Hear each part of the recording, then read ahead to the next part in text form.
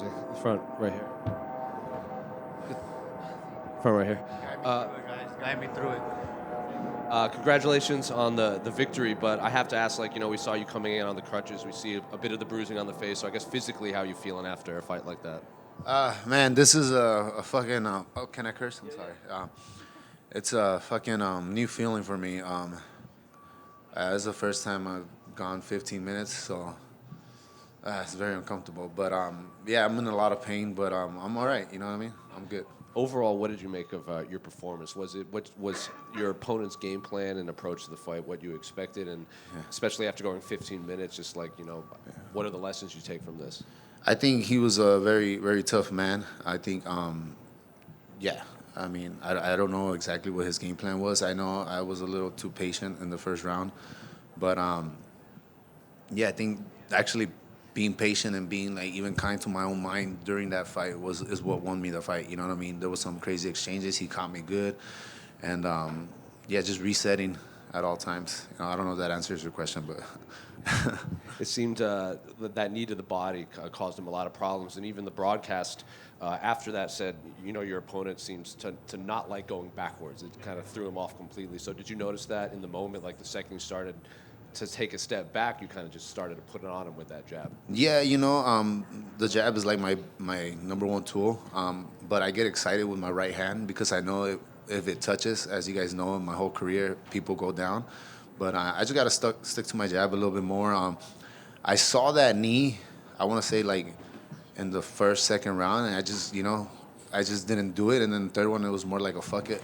And I found the range. It was weird. I saw my ranges for my elbows and knees for some reason in that fight, and yeah, I just maybe we could drill a little bit more, and add that to my game because I feel like that was very gangster. So you just saw it in the moment and started. Yeah, yeah, it was. We were planning to knock him out with that, 1-2, but yeah, I saw the knee and I just said, screw it, let me throw it, and I know he felt it, and then I did put him on his heels, and I fight better when I'm pressuring, but yeah, yeah, it is what it is now. Yeah. And you were pretty emotional in your post-fight interview. I guess where did that come from? All that emotion. There was I sacrificed a lot to be here. Everything I love, I went all in this camp, and yeah, it's just I worked on myself so much in this camp. So sorry. You're good. When you said you went all in on this camp, were you feeling pressure at all coming into this fight, or is this something you felt like you needed to change for this fight? No, I actually wasn't feeling pressure. I think even my team will tell you I was very calm the whole time. It's just there's something about going all in, like you know, there's nothing left. You gave everything, in your camp, in your preparation, and feels good. Yeah.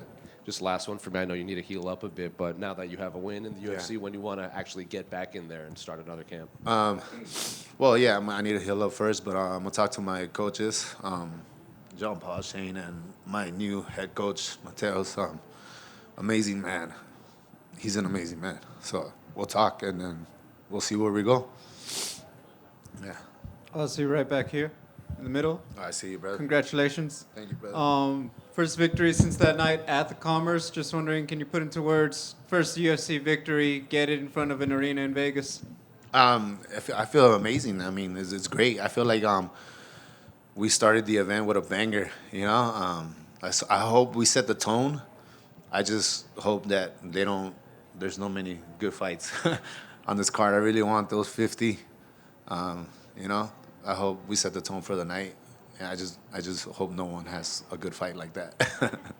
For someone who'll never experience it, can you just talk about what that moment is like? You're in the cage, you see him hurt, it's been a banger already, and you're trying to get him out of there. Just what does your mind even go through in a moment like that?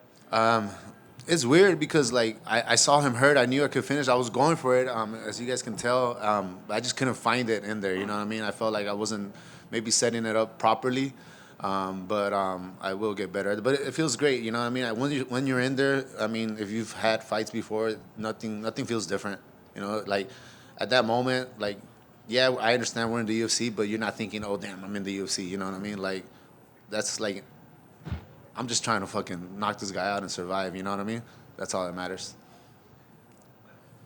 Ozzy, right here. You talked about sacrifices in your journey back here. Guy you fought almost 3 years ago on the Contender Series, Joe Pyfer. Is that something that's kind of lived with you? Have you thought about that and kind of followed his rise? He's obviously a prospect that the UFC seems to have a lot of faith in. Right. Yeah. So yeah, Joe Pyfer is a fucking hell of an athlete. Like yeah, I followed his career. I haven't like paid too much attention. He's a G. You know, I feel like I'm one of the best in the world. So if you beat me, like, you know what I mean, seeing you rise is pretty badass. You know what I mean? But there is a story there. You know what I mean? But we'll get there when we cross that bridge. I know I gotta climb the rankings. I know I gotta get a few more wins. You know, and just don't. Once I get comfortable in there a little bit more, I'm gonna rack them up and I'll be at the top too.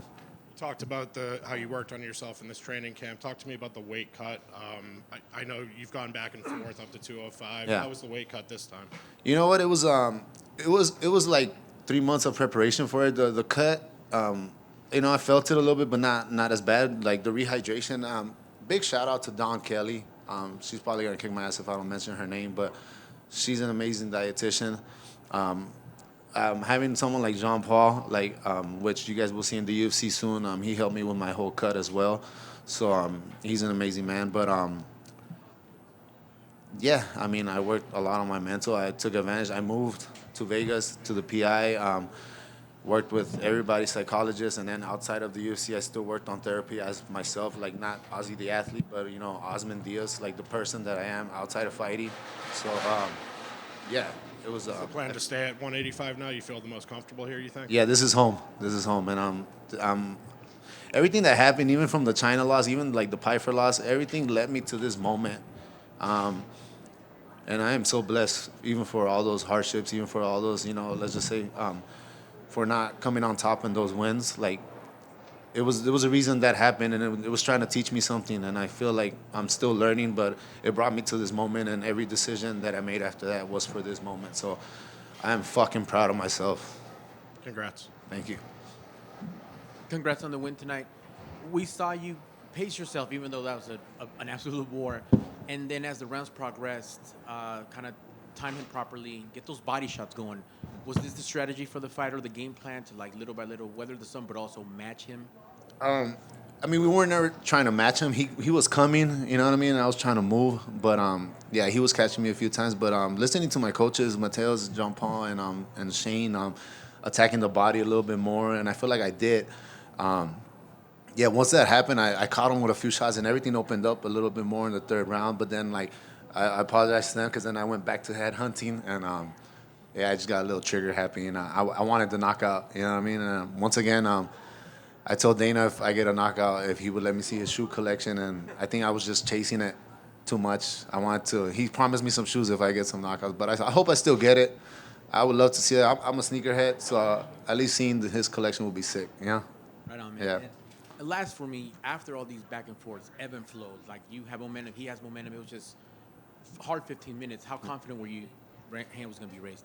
You know, I feel like I definitely won the third round. I think I lost the first round. The second round, I was like, I wasn't too sure.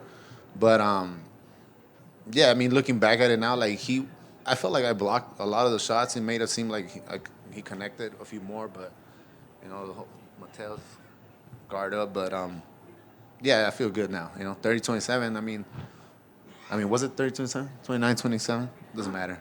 I still won unanimous, so, yeah. Great stuff and great way to start the night. Thank you. I appreciate it. Bro, I'm a Jordan, of course, but depends. Jordan 3 and 5, I would say the most comfortable. You know what I mean? 3s and 5s. So Travis Scott's though. Yeah, you can never go back around with that. Yeah, I appreciate it. We're good. All right, thank you guys. Appreciate it. Yeah.